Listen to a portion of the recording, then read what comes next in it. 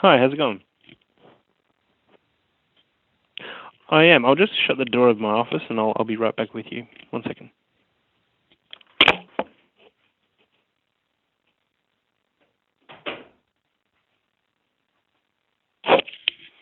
Okay.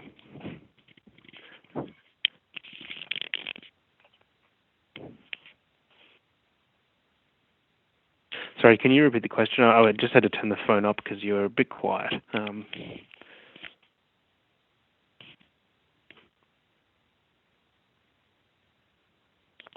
do paleontology. Look, I guess the first thing is you need to be able to recognize the sorts of rocks or the sorts of areas with rocks that are actually likely to produce fossils. Um, because otherwise, obviously, you only are going to be able to use the fossils that have already been discovered. So, in essence, it's pretty simple. If you can read geological maps that have been done before, or you can find fossils that tell you the age of a rock, you might be able to work out, okay, this rock is Cretaceous, therefore it's likely to preserve fossils from the age of dinosaurs. And then, of course, it needs to be sedimentary as well. So I guess being able to find the right rocks with fossils in them is one key aspect of being a paleontologist. But the other, in my particular case, and in the case of most paleontologists, is you need to have an understanding of anatomy. And of course, particularly skeletal anatomy when you're dealing with vertebrates. So those are probably the key features. You need to know a bit of geology and a bit of biology, and that, of course, is why I geared my course, my studies the way I did.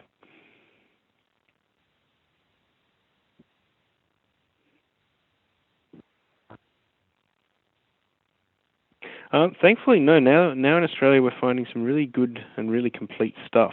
So we're finding a lot of what are called sauropod dinosaurs, the long-necked dinosaurs, up in Queensland.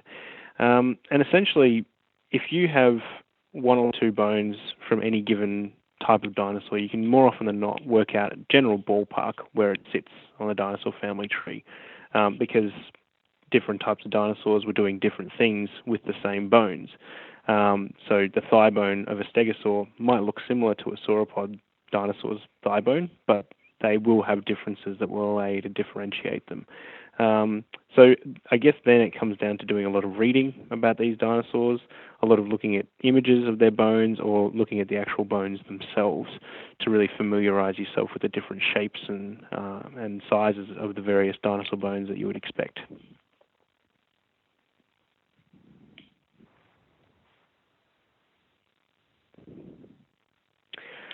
Probably the toughest challenge for me with my dinosaurs is actually, I guess, trying to get an overall picture of their anatomy. More often than not, the dinosaur specimens that we find in Australia are incomplete. So we might get limb bones from one individual, vertebrae from another, part of the skull and a few vertebrae from another. And in essence, you need to be able to compare them all with each other to work out whether or not they're all the same species or whether they represent different species. And once you've got various species established, you need to be able to assign new specimens that you find to those species. And of course, that might just sound like stamp collecting, but the important thing then becomes working out where they sit on the dinosaur family tree.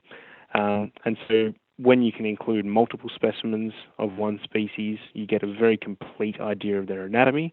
Therefore, you probably are going to get a better idea of where they sit on the family tree. And once you've got that family tree of dinosaurs established, you can start thinking about how these dinosaurs responded to climatic and continental position changes through time. And that's the sort of thing that I'm really interested in. I like focusing on the evolution of dinosaurs through time in response to various changes in their environment.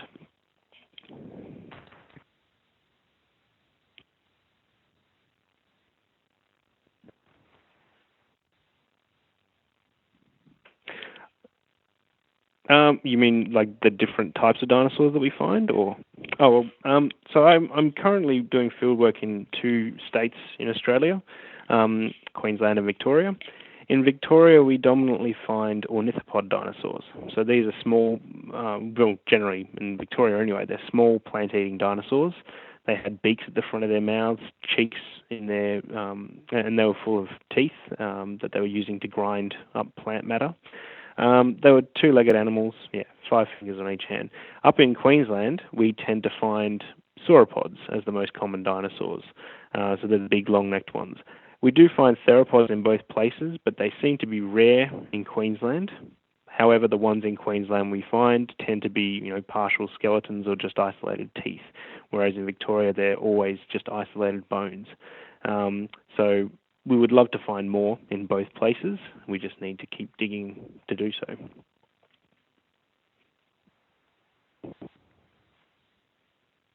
In Victoria, because the dinosaur bones were deposited in river channels, and those river channels were changing, I guess, well, not so much direction, but they were certainly changing position through time. Rivers would be eroding through old sediments that had buried carcasses, and so bits of those carcasses would get reincorporated into the river system and dumped further downstream. So most of the stuff that we find in Victoria is isolated bones. Probably they'd been buried once, eroded out by a river changing course, and then deposited again. There are a few exceptions. There are maybe 4 partial dinosaur skeletons from Victoria, but otherwise everything's isolated. In Queensland, it was a sort of similar scenario. There were rivers moving around all over the place, but it was a very flat floodplain. And so those rivers, when they changed course, they would still cause sheet floods. And those floods tended to bury dinosaur bodies that had been bogged. So a lot of the time in Queensland, we will find, a partial skeleton of a dinosaur if we're going to find any of it at all. There are exceptions. We do sometimes find just isolated bones, but often we have found, maybe 10% or 5% of a sauropod dinosaur skeleton. And in one instance, of course, they were fortunate enough in Winton to find a theropod dinosaur associated with a sauropod.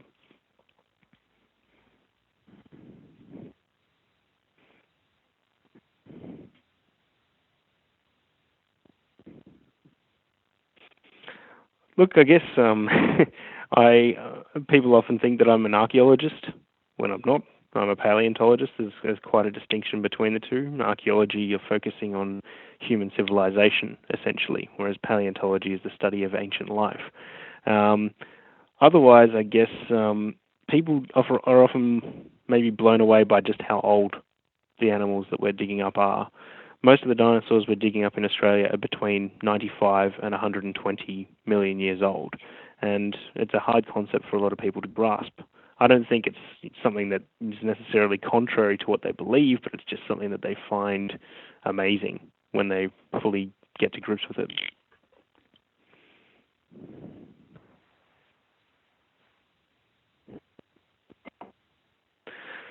Um, well, if you'd asked me 2 years ago, I would be, or in the last 2 years, before I got the job that I have now, I wouldn't really be able to tell you. But honestly, because I was underemployed for a long time, but now I've got a full-time job in it, and I'm very, very happy. But honestly, apart from working really, really hard, which there's no doubt in my mind that I've done that. It is honestly the people and being in the right place at the right time. I've been fortunate for the last 7 years to have had a lot of faith placed in me by the Australian Age of Dinosaurs Museum in Winton, and in particular the Elliott family, who have established that museum.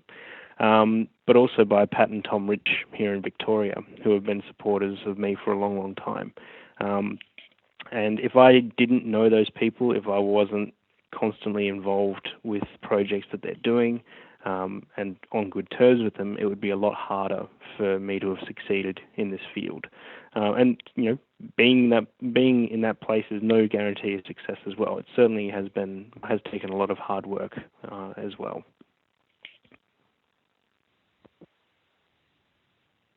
Pretty much, yeah. It's a perfect storm of things because the simple fact is that in paleontology, there are always going to be more people interested and wanting positions than there are positions available. It's just not the sort of field that is going to have a lot of money in most cases. It's a historical science. It's not an experimental one in most cases. So it's difficult to get employed as a paleontologist, and I feel very fortunate to be in the position I'm in. Hmm.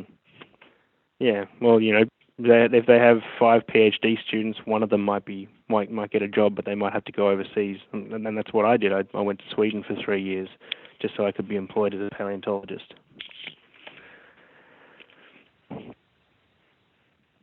Um, pretty well, really. I just try to line all my ducks up at the start of a day and try and knock as many of them off as I can. If I get stressed when I'm either writing grant proposals or writing papers, a bit of music always is very relaxing. Um, well, honestly, it tends to be rock music. Very occasionally, it's classical, but any sort of music that speaks to me, I guess you would say, which is really lame. So you might want to admit that. But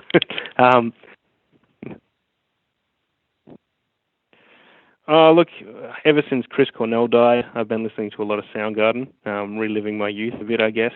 But yeah, I guess Triple J, that sort of stuff, really.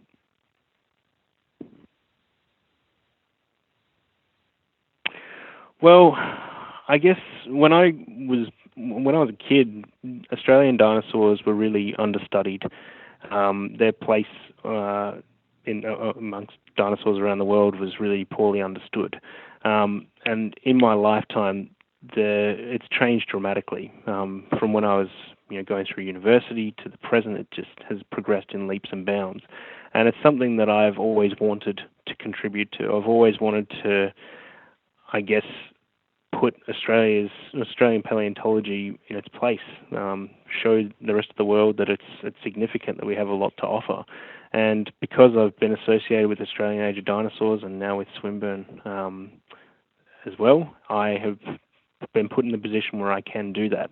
And I guess I just want to show people that the best dinosaurs in the world might not necessarily be the ones that are overseas. They might be under our own feet in this country. And, the only way we're ever going to establish that is if we keep digging, keep searching, keep going through specimens that have already been collected, maybe find new things out about them, and yeah, just keep trying to find more. So yeah, understanding the past, that's the key, and giving it to the public in the present.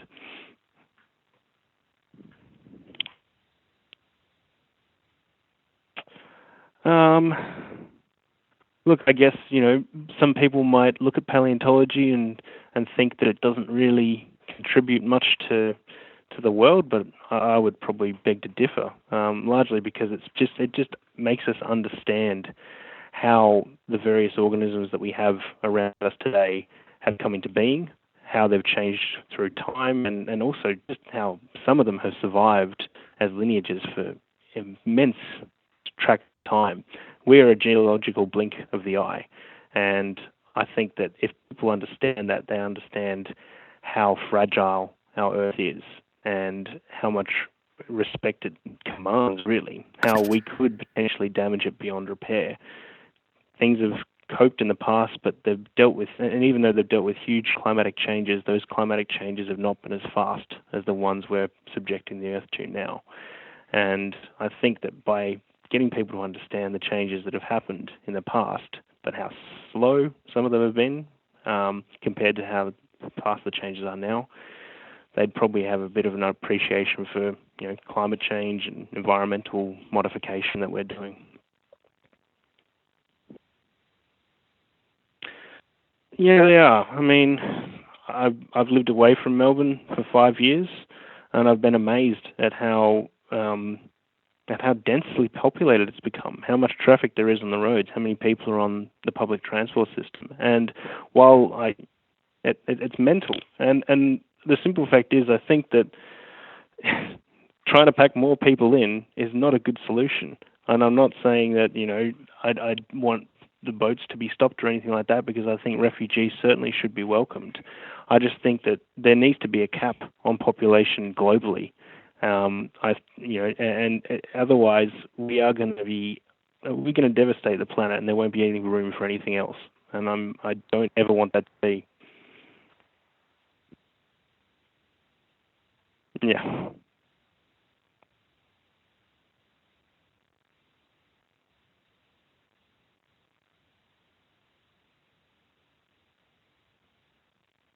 No worries. My pleasure.